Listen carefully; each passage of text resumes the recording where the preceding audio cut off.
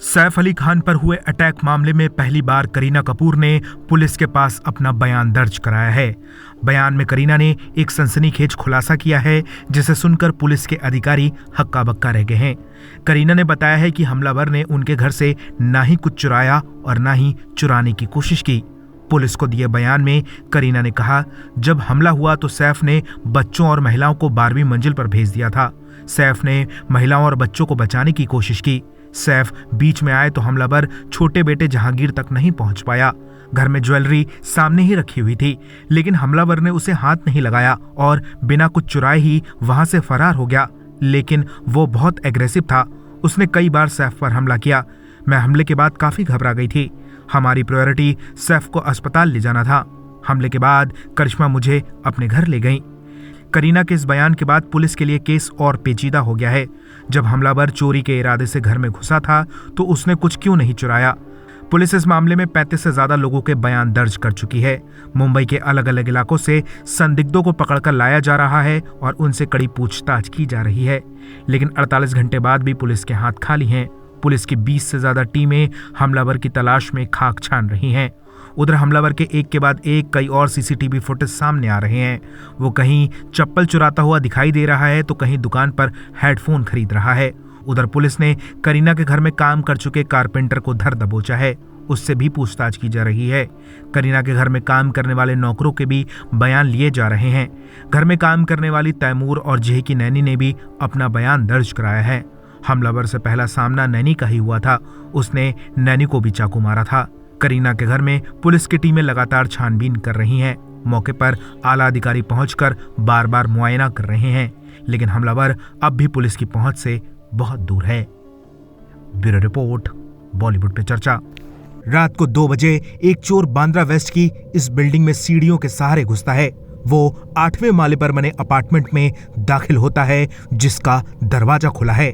घर में सभी लोग सो रहे होते हैं। चोर इधर उधर तलाशी करने लगता है। एक कमरे में सो रही तैमूर और जेह की केयरटेकर अलीमा को आवाज आती है। वो उठकर देखती हैं तो बाथरूम का दरवाजा खुला होता है। अंदर की लाइट्स जल रही होती हैं। अलीमा को लगता है कि उनकी मैडम करीना कपूर अपने बच्चों से मिलने आई है, लेकिन फिर उन्हें कुछ शक होता है। वो झुककर देखने की कोशिश करती हैं तो हमलावर बिस्तर पर सो रहे तैमूर और जेह की तरफ बढ़ने लगता है। ये देखकर केयरटेकर भागकर तैमूर और जेह के पास जाती है। हमलावर केयरटेकर को देखकर उसकी तरफ दौड़ लगा देता है। उसके हाथ में हेक्सा ब्लेड होता है। हमलावर तैमूर को उठाने की कोशिश करता है, लेकिन केयरटेकर अपना हाथ बीच में कर देती है तो हमलावर उसे ब्लेड मार देता है। केयरटेकर पूछती है कि तुम्हें क्या चाहिए। हमलावर कहता है पैसों की जरूरत है। केयरटेकर पूछती है कितने। हमलावर अंग्रेजी में कहता है 1 करोड़। मौका पाकर केयरटेकर चिल्लाते हुए कमरे से बाहर भागती है। शोर सुनकर दूसरे कमरे में मौजूद सैफ और करीना वहां भाग कर आते हैं। सैफ और करीना को कुछ समझ नहीं आता। सैफ केयरटेकर से पूछते हैं ये कौन है और यहाँ कैसे आया, ये क्या चाहता है। हमलावर सैफ को देखते ही उन पर हमला कर देता है। सैफ उसे रोकने की कोशिश करते हैं। वो हमलावर से भिड़ जाते हैं और हमलावर उन्हें 6 बार चाकू मारता है। घर में चीख पुकार मच जाती है। करीना बाहर की तरफ भागती हैं। दूसरे कमरे में मौजूद नौकर रमेश, हरी, रामू और पासवान सब वहां आ जाते हैं, लेकिन हमलावर मौका पाकर वहां से भागने में कामयाब हो जाता है।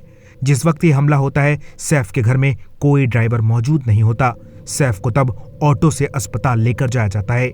ये पूरी कहानी तैमूर और जेह की केयरटेकर ने पुलिस को दिए अपने बयान में बताई है, लेकिन पुलिस को इस बयान पर शक हो रहा है। पहला शक ये है कि इतनी हाई सिक्योरिटी होने के बावजूद चोर बिल्डिंग में कैसे घुसा। दूसरा ये कि चोर के लिए घर का दरवाजा किसने खोला। और तीसरा, ये हमलावर क्या घर में किसी को जानता था। ये वो सवाल हैं जिनका जवाब पुलिस जानने में जुटी है। उम्मीद है कि बहुत जल्द इसका पर्दाफाश हो जाएगा। ब्यूरो रिपोर्ट, बॉलीवुड पे चर्चा।